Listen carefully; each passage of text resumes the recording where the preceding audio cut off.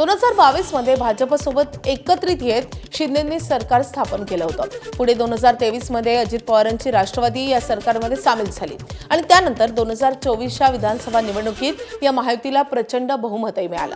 मात्र निवडणूक कोणतीही असो, या महायुतीतील तिन्ही पक्षांमध्ये जागा वाटपासाठी होणारी रस्सीखेच आणि त्यानंतर होणारी दिल्लीवारी हे समीकरण पक्क झालंय। आता स्थानिक स्वराज्य संस्थांच्या विधान परिषदेच्या 17 जागांसाठी निवडणूक पार पडते। या निवडणुकीतील जागा वाटपावरून महायुतीत जोरदार रस्सीखेच सुरू झाली आहे आणि त्यामुळे या जागा वाटपाचा तिढाही आता दिल्ली दरबारी गेलाय।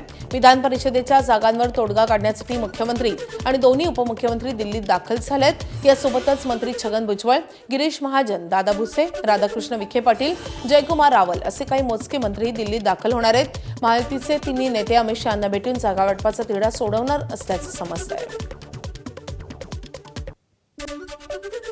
या संदर्भामध्ये गेल्या 25-30 वर्षापासून ही जागा भाजपकडेच आहे। आमचं पूर्ण संख्याबळ त्या ठिकाणी आहे। आमची मागणी आणि अनेक ठिकाणी भाजपच पहिल्या नंबरवर आहे। पण मला असं वाटतं आम्ही महायुतीमध्ये आहोत। या संदर्भामध्ये माननीय मुख्यमंत्री देवेंद्रजी आहेत, माननीय आमचे शिंदेसाहेब आहेत उपमुख्यमंत्री, माननीय आमच्या ताई आहेत मुख्यमंत्री पवारताई, हे या ठिकाणी बसून निर्णय करतील आणि यामधून सन्मान्य तोडगा या ठिकाणी निघेल। कुठेही आमच्यामध्ये वाद राहणार नाही।